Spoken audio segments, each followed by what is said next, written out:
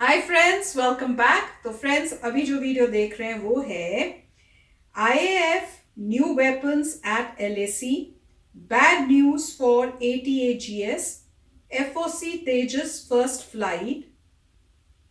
तो फ्रेंड्स, काफी सारे न्यू अपडेट्स आए हुए हैं। अब इनको डिटेल्स में सुनना तो बनता है ताकि पता चले एग्जैक्टली क्या ये न्यूज है।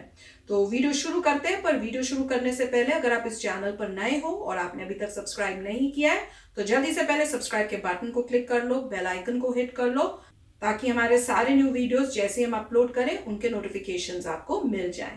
एंड यस फ्रेंड्स, वीडियो देखने के बाद अगर पसंद आए तो करना लाइक और शेयर करना ये वीडियो अपने फ्रेंड्स और फैमिली के साथ। तो चलो फ्रेंड्स, स्टार्ट करते हैं आज का ये वीडियो। हेलो इन्वेस्टर्स, आज की टॉप हेडलाइंस कुछ इस प्रकार है। सीमा पर तनाव के बीच इंडियन एयरफोर्स को जल्द ही मिलने वाले हैं कुछ नए इक्विपमेंट्स। यूएन की भरी सभा में भारत ने पाकिस्तान को पीओके खाली करने के लिए कहा। पैरेट ब्लास्ट वाली घटना के बाद डीआरडीओ की ATAGS वापस से जा सकती है अपनी ड्राइंग बोर्ड में। FOC कॉन्फ़िगरेशन वाले तेजस फाइटर ने कंप्लीट करी अपनी पहली उड़ान और इंडियन सोल्जर्स को चीनी सैनिकों पर फायर करने के निर्देश मिलने के बाद अब चीन का डर आया सामने। पूर्वी लद्दाख में चीन के साथ चल रहे तनाव के बीच भारत सरकार इंडियन एयरफोर्स के लिए नए इक्विपमेंट्स को अरेंज करने पर काम कर रही है और इस रिपोर्ट है कि रक्षा मंत्री राजनाथ सिंह की अध्यक्षता वाली डिफेंस एक्विजिशन काउंसिल यानी कि DAC की अपकमिंग मीटिंग में इंडियन एयरफोर्स के लिए ground based high frequency radios की खरीद को मंजूरी दी जा सकती है, जिसके तहत इन हाई फ्रीक्वेंसी रेडियोस की करीब 160 यूनिट्स को लिया जा सकता है। और जबकि एयरफोर्स के लिए दुश्मन के रनवेज और हैंगर्स को डिस्ट्रॉय करने के लिए DRDO का स्मार्ट एंटी एयरफील्ड वेपन भी पूरी तरीके से तैयार है। और जो इसके डेवलपमेंट ट्रायल्स हैं वो तो पूरे हो चुके हैं, लेकिन इसके प्रोडक्शन को लेकर जो इश्यूज आ रहे हैं उन्हें भी इस अपकमिंग DAC मीटिंग में डिस्कस किया जाएगा। और इसी दौरान अर्जन टैंक के लिए DRDO की यूनिट रिपेयर व्हीकल पर भी बात की जाएगी। हालांकि इसकी जो कीमत है वो करीब 8 करोड़ रुपए है और भले ही ये एक छोटा प्रोजेक्ट है लेकिन काफी महत्वपूर्ण प्रोजेक्ट है। इसके अलावा DAC की मीटिंग में Pinaka multi barrel rocket launchers के एम्यूनिशन मैन्युफैक्चरिंग को लेकर भी बात की जाएगी और पिनाका एम्यूनिशन के प्रोडक्शन के लिए प्राइवेट सेक्टर को इनवाइट किया जाएगा, लेकिन इसके प्रोडक्शन में ऑर्डिनेंस फैक्ट्री बोर्ड भी शामिल रहेगी। और जैसे कि पिछले डिफेंस अपडेट में हमने आपको बताया था कि भारत और इजराइल के बीच एक सब वर्किंग ग्रुप पर सहमति बनी है, जिसमें दोनों देश एक दूसरे के साथ मिलकर संयुक्त रूप से हाई टेक वेपन्स को विकसित करेंगे और ये वेपन्स ट्रांसफर ऑफ टेक्नोलॉजी के साथ भी विकसित किए जाएंगे, जिसमें आर्टिफिशियल इंटेलिजेंस जैसे एडवांस चीजें भी शामिल हैं। और वहीं दूसरी तरफ जहां हमेशा इस बात की संभावना बनी हुई है कि चीन और पाकिस्तान संयुक्त रूप से भारत के खिलाफ अपनी कार्रवाई कर सकते हैं, तो ऐसी स्थिति में शुक्रवार को इंडियन एयरफोर्स की तरफ से एक बयान सामने आया है जिसमें उनका कहना है कि चीन और पाकिस्तान जैसे दोनों फ्रंट पर इंडियन एयरफोर्स अपने ऑपरेशंस को एक साथ अंजाम देने के लिए पूरी तरीके से तैयार है। और ANI की तरफ से इस बात की भी जानकारी दी गई है कि इंडियन एयरफोर्स के फाइटर, ट्रांसपोर्ट एयरक्राफ्ट और हेलीकॉप्टर्स की दिन और रात दोनों ही स्थिति में एक्टिविटी देखी गई है। अगर हम आपसे सवाल करें कि दुनिया में ऐसी कौन सी चीज है जो हमेशा टेढ़ी रहती है और आप उसे सीधा करने की चाहे कितनी ही कोशिश करें वो कभी भी सीधी नहीं होती है, उम्मीद है आपको इसका जवाब पता होगा। तो ऐसी ही कुछ चीजें पाकिस्तान सरकार के साथ भी है, क्योंकि अब पाकिस्तान सरकार की किसी भी ऑफिशियल अथॉरिटी को ले लो, फिर चाहे वो पाकिस्तान के प्रधानमंत्री हो, पाकिस्तान के विदेश मंत्री हो, पाकिस्तानी आर्मी के चीफ हो या फिर अपनी जेब में एटमी बॉम्ब कैरी करने वाले उनके रेल मंत्री जैसे अन्य मंत्री हो, ये सभी जब भी अपनी बात को शुरू करते हैं तो पता नहीं कैसे इनकी हर एक बात आखिर में भारत के कश्मीर पर ही आ जाती है और फिर वहीं से इनका शुरू हो जाता है कि कश्मीर हमारा है, कश्मीर हमारा है। और ऐसा करते करते न जाने कितने आगे चले भी गए हैं, पर कश्मीर तो जिसका है वो उसके पास है और हमेशा रहेगा। खैर, ये सब चीजों को हटाते हैं, लेकिन अब हमें ये पूरा भरोसा हो गया है कि पाकिस्तान के जितने भी मंत्रीगण हैं उन सभी को अपनी बेइज्जती कराने का कुछ ज्यादा ही शौक है। और ऐसा ही कुछ मामला एक बार फिर से हुआ है पाकिस्तान के प्रधानमंत्री के साथ, और इस बार की बेइज्जती भी अंतर्राष्ट्रीय स्तर पर UN की जनरल असेंबली में हुई है। तो हुआ ये कि UNGC में पाकिस्तान के प्रधानमंत्री ने भारत के आंतरिक मामलों पर अपना बयान देना शुरू किया, तो फिर इसके विरोध में भारत के जो प्रतिनिधि थे विजितो विनीतो, उन्होंने UN की जनरल असेंबली को ही छोड़ दिया। और इस पर इंडियन ऑफिशियल्स का कहना था कि पाकिस्तान के प्रधानमंत्री के बयान एक और कूटनीतिक गिरावट है। हालांकि वो पहले से इतना गिर चुके हैं, हमें तो समझ नहीं आ रहा कि वो और कितना करना चाह रहे हैं। और जिसमें होता कुछ नहीं है, जिसमें सिर्फ झूठ होता है, निजी हमले होते हैं और पाकिस्तान इसके जरिए पूरी कोशिश करता है कि जो वो माइनॉरिटीज पर अत्याचार कर रहा है, जो सीमा पार से आतंकवाद का समर्थन कर रहा है, इन सब चीजों को भी छुपाया जा सके। और पाकिस्तान के प्रधानमंत्री का भाषण कुछ ऐसा था था जिससे वो युद्ध भड़काना चाह रहे थे। और उनके भाषण की कुछ लाइन ऐसी भी थी कि पाकिस्तान की सरकार और पाकिस्तान के लोग कश्मीरी भाइयों और बहनों के आत्मनिर्णय के लिए जारी संघर्ष का समर्थन करते हैं और उनके साथ खड़े रहने के लिए प्रतिबद्ध हैं। लेकिन पाकिस्तानी प्रधानमंत्री की ये सब बातें सुनकर भारत के प्रतिनिधि ने न केवल उनके हर एक झूठ को बेनकाब किया, बल्कि साफ साफ शब्दों में ये भी कहा कि जम्मू कश्मीर भारत का अभिन्न हिस्सा है। और इतना ही नहीं, बल्कि भारत ने पाकिस्तान से पीओके पर जो उनका अवैध कब्जा है उसको भी खाली करने के लिए कह दिया। और जबकि आज शाम से प्रधानमंत्री नरेंद्र मोदी ने भी यूएनजीसी को संबोधित करना शुरू किया है, इसमें केवल पाकिस्तान ही नहीं बल्कि चीन की भी कई सारी पोल खुलेंगी। और हमें लगता है कि इस बात से आप सभी सहमत होंगे कि जब भी चीन और पाकिस्तान को सही जवाब देने की बात आएगी तो इसमें भारत के प्रधानमंत्री नरेंद्र मोदी बहुत अच्छे तरीके से माहिर हैं। और जिस समय हम ये वीडियो रिकॉर्ड कर रहे हैं तब तक आई रिपोर्ट के मुताबिक पीएम नरेंद्र मोदी का कहना था कि भारत इंसानियत, मानव जाति और मानव मूल्य, इसके जो भी दुश्मन हैं उनके खिलाफ अपनी आवाज उठाने से कभी भी पीछे नहीं हटेगा। और इन दुश्मनों में शामिल है आतंकवाद, अवैध हथियारों की स्मगलिंग, ड्रग्स और मनी लॉन्ड्रिंग। और बाकी इस पर जो भी लेटेस्ट अपडेट्स आएंगे हम उसे अपने अगले डिफेंस अपडेट में कवर करेंगे। और फिलहाल अगर पाकिस्तान की हरकत ऐसी रही तो उसकी बेइज्जती का जो सिलसिला है ये हमेशा चलता रहेगा। और इस सिलसिले में पाकिस्तान किस लेवल की बेइज्जती कराने का रिकॉर्ड बनाएगा, इसके बारे में आपको हमसे जानकारी हमेशा मिलती रहेगी। तो हमारे साथ आप बने रहिए। कुछ दिनों पहले ट्रायल के दौरान जो ATAGS का बैरल ब्लास्ट हुआ था, उस घटना को लेकर एक और रिपोर्ट सामने आई है, जिसमें इकोनॉमिक टाइम्स के साथ बात करते हुए ऑफिशियल्स का कहना है कि इस दुर्घटना में करीब 4 आर्मी पर्सनल भी घायल हुए थे। और जिस ATAGS का बैरल ब्लास्ट हुआ है उसे वापस से ड्राइंग बोर्ड पर जाने की जरूरत है। और ये जो घटना हुई है इसे डिफेंस मॉडर्नाइजेशन एफर्ट्स के लिए एक सेटबैक की तरह देखा जा रहा है, क्योंकि ये ऐसे समय पर हुई है जब इस गन सिस्टम के जो ट्रायल्स है वो सफलतापूर्वक पूरे हो चुके हैं और इसकी पहले 40 यूनिट्स का प्रोडक्शन भी शुरू होने में ज्यादा समय नहीं है। और ऐसे समय पर गन के बैरल का एक्सप्लोड होना अच्छे संकेत नहीं देता है। बाकी इस दुर्घटना के कारणों को जानने के लिए DRDO की तरफ से इंक्वायरी कमेटी तो बैठा दी गई है और इस इंक्वायरी कमेटी की रिपोर्ट के बाद ही मालूम पड़ेगा कि आखिर ये दुर्घटना किस कारण से हुई है। और दुर्घटना के असली कारणों का खुलासा एक डिटेल्ड इंक्वायरी के बाद ही मालूम पड़ेगा। और जबकि इकोनॉमिक टाइम्स के साथ बात करते हुए ऑफिशियल्स का ये भी कहना था कि ये दुर्घटना मेटलर्जी की इंफीरियर यानी कि लो क्वालिटी के कारण भी हो सकती है और इसलिए भी हो सकती है कि जो बैरल बनाया गया है वो सेट स्टैंडर्ड्स के अकॉर्डिंग नहीं था। और जबकि ATAGS की जो डिजाइन पैरामीटर्स है उन्हें वापस से ड्राइंग बोर्ड पर लाया जा रहा है ताकि ये सुनिश्चित किया जा सके कि इस गन की जो टेक्नोलॉजी है वो रिलायबल है और वो यूजर्स के लिए सेफ है। और ये भी बता दें कि इस गन के बैरल को भारत फोर्ज लिमिटेड द्वारा मैन्युफैक्चर किया गया है।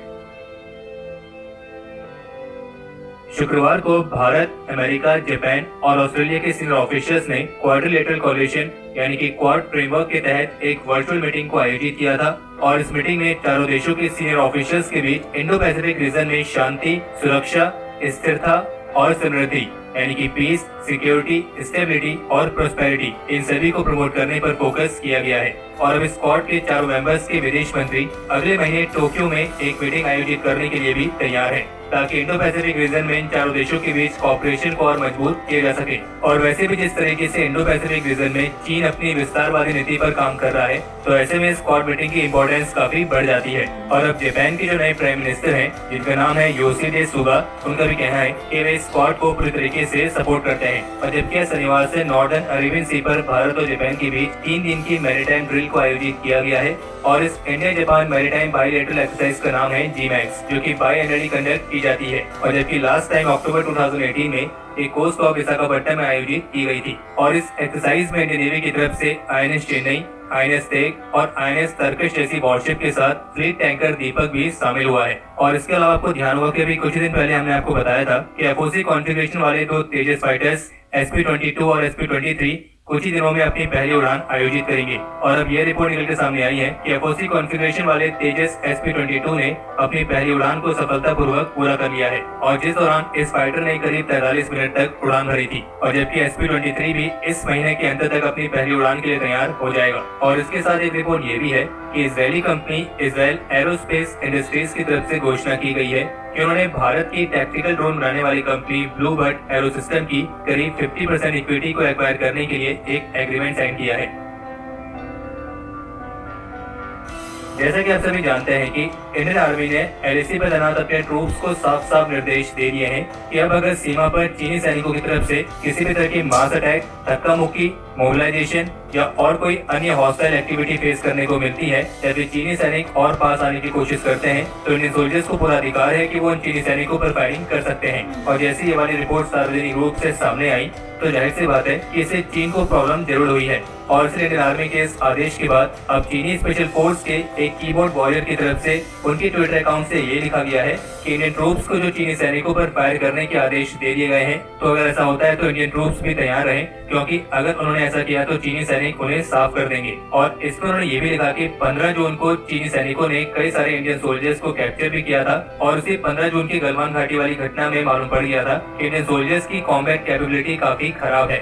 तो ऐसे में तो हम चीन के इस कीबोर्ड वॉरियर से बस यही सवाल पूछना चाहते हैं कि अगर ऐसा है तो फिर चीन को गलवान घाटी वाली अपनी कैजुअलिटीज बताने में इतना समय क्यों लग रहा है और क्यों अभी तक उसने एक्चुअल कैजुअलिटीज के बारे में जानकारी नहीं दी है, क्योंकि गलवान घाटी वाली घटना में कॉम्बैट कैपेबिलिटी किसकी अच्छी थी किसकी खराब ये तो सभी जानते हैं। और जिसका सबूत चीन के वो सैनिक भी साफ साफ दे रहे हैं जिन्हें सीमा पर इंडियन आर्मी के सामने तैनात किए जाने वाली बात पर रोना आ रहा है। और जबकि इसके अलावा अभी हाल ही में इंटेलिजेंस रिपोर्ट में इस बात का खुलासा हुआ है कि चीन ने पाकिस्तान को आदेश दिए हैं कि एंटी इंडिया एक्टिविटी को बढ़ाने के लिए जम्मू कश्मीर में एक बड़ी क्वांटिटीज में आर्म्स और एमुनिशंस को पुश कराया जाए, ताकि लद्दाख में जो उसका भारत के साथ तनाव चल रहा है उसके मद्देनजर भारत को जम्मू कश्मीर में भी वो एंगेज कर सके। और इस प्लान को एग्जीक्यूट करने की जिम्मेदारी चीन ने पाकिस्तान की स्पाई एजेंसी ISI को दी है। और चीन पाकिस्तान को आतंकवाद फैलाने में समर्थन कर रहा है। इसका संकेत अभी तब मिला जब जम्मू कश्मीर में एक जॉइंट ऑपरेशन लॉन्च किया गया था और इस ऑपरेशन के दौरान 2 आतंकी तो मारे गए थे, लेकिन उनसे कुछ हथियार भी बरामद हुए थे। और उन हथियार में एक Chinese made Norinco QBZ-95 rifle भी थी। और जो एक चाइनीज मेड QBZ-95 राइफल है ये पाकिस्तान फ्रंटियर कोर के सोल्जर्स भी इस्तेमाल करते हैं। तो फ्रेंड्स वीडियो बहुत अच्छा था, पर मुझे एक चीज है जो वो बार दिखाते हैं ना वीडियो जिसमें सोल्जर्स रो रहे हैं, तो पहले हमें लग रहा था कि नहीं वो शायद गा रहे हैं ये, पर हर जगह ये वीडियो देख के और सब यही बोल रहे हैं तो मुझे लग रहा है इसमें इस बात में दम होगा कि वाकई वो रो रहे होंगे वहां जाने से और तब ये जो वीडियो है वो लीक हो गई होगी। तो अगर ये बात है तो वाकई कमाल की न्यूज़ है ये। और जैसे बोल रहे हैं कि दिखाने की कोशिश कर रहे हैं कि हम प्रिपेयर्ड नहीं है वो थे, तो उसका आंसर इस वीडियो ने बहुत अच्छा दिया कि भाई अगर ऐसी बात थी तो बताओ कि आपके कितने सोल्जर्स की कैजुअलिटी थी, आपने उसको क्यों छुपा के रखा हुआ है। और वो तो टाइम बताएगा अब जैसे होता है। और दिखा रहा है कि अब वो पाकिस्तान के साथ अब मिलके प्रॉब्लम्स क्रिएट कर रहे हैं कि जम्मू कश्मीर में भी करे प्रॉब्लम क्रिएट और यहाँ पे लद्दाख में भी, ताकि इंडिया को डबल साइड जो है वहां पे अब प्रॉब्लम्स हो और इनका फायदा हो किसी तरह से। पर anyway India is well prepared और दिखाया भी उन्होंने, प्रूफ भी दिखा दिया कि वहां पे उनके पास जो गन दिखाई उन्होंने वो कहा कि वो चाइना वाली गन है और वहां पे आर्मी जो है उनकी पाकिस्तान की वो ये यूज भी करती है। तो बिग क्वेश्चन मार्क है और प्रूफ साथ में आ चुका है। तो फ्रेंड्स वीडियो बहुत अच्छा है और मैं तो यही कहूंगी कि जितने भी स्टेप्स लिए जा रहे हैं अपनी मिलिट्री को स्ट्रॉन्ग करने के लिए बहुत ही अच्छा स्टेप्स ले रहे हैं। राइट, तो काफ़ी अच्छा वीडियो था। सबसे इम्पोर्टेंट बात मैं हमेशा ये कहता हूँ कि आत्मनिर्भर भारत वाली कि तेजस जो है बड़ी तेज़ी से प्रोडक्शन में जाएगा और इम्प्रूवमेंट्स होगी। अगर आप किसी चीज़ को यूज़ करते हैं तभी इम्प्रूवमेंट होगी। ये नहीं कि आप अपने R&D में रखा हुआ है और बैठा हुआ है। अब निकल रहा है तेजस का, मेरे ख्याल से पुराना वाला निकल रहा है, उस पर प्रैक्टिस होंगी, पता लगेगा कैसे इम्प्रूव करना है। वो जल्दी नहीं इम्प्रूव होगा, इवेंचुअली इंडिया के पास एक बहुत पावरफुल फाइटर आ जाएगा जिसको भी एक्सपोर्ट किया जा सकता है, जो कंट्रीज़ हमारे एलाइज हैं। तो ये बहुत अच्छी न्यूज़ है। दूसरा, वो जो दिखाया थे गन जिसमें कुछ फ्लॉज आ गए, वो पता कर रहे हैं कि क्या फ्लॉ है, उसको ठीक करेंगे। वो तभी होता है अगर आप खुद काम करना शुरू करें। जब भी कोई कंट्री जो है खुद कोशिश करती है कि मेजर क्रिटिकल वेपन्स खुद बनाएं, खुद आगे बढ़ें, तो ऐसी तो नॉर्मल बात है, तो उसको ओवरकम करके इंडिया आगे बढ़ेगी। और दूसरा जो था, ये डेफिनेटली बात सही है कि अगर चाइना छुपा रही है नंबर्स, जो आपस में हाथापाई उसी कितने उनके नंबर्स थे, कितने छुपा रही है, तो कोई ना कोई उसमें पॉइंट है। क्यों छुपा रही है? बोल सकती थी मेरा 1 गया 2 गया, बट क्यों छुपा रही है, दैट इज़ इम्पॉर्टेंट बात। दूसरी बात यह है कि एक और न्यूज़ आई थी कि चाइना में उन्होंने मार्शल आर्टिस्ट बुलाए थे अपने लोगों को ट्रेन करने के लिए। तो वो तभी मार्शल आर्टिस्ट बुलाए जाएंगे जब उनको लगा होगा कि उनकी करंट स्थिति ऐसी है कि वो नहीं अच्छा लड़ पाए। राइट, अगर आप अच्छा नहीं लड़ पाएंगे तभी आप कहेंगे अच्छा मेरे को इम्प्रूवमेंट करनी है और वहाँ से मार्शल आर्टिस्ट लेके आओ जो मेरे सोल्जर्स को तैयार करेंगे, इसका मतलब वो नहीं थे। इसीलिए हो सकता है जो रोने वाली खबर हो शायद वो सच्ची हो। उन पूरी आर्मी में उनको पता चल गया हो कि जिस तरीके से हाथापाई हुई थी उसका इंडिया ने कैसे जवाब दिया था, उससे उनको पता चल गया कि ये काफ़ी स्ट्रॉन्ग इंडियन आर्मी काफ़ी स्ट्रॉन्ग है।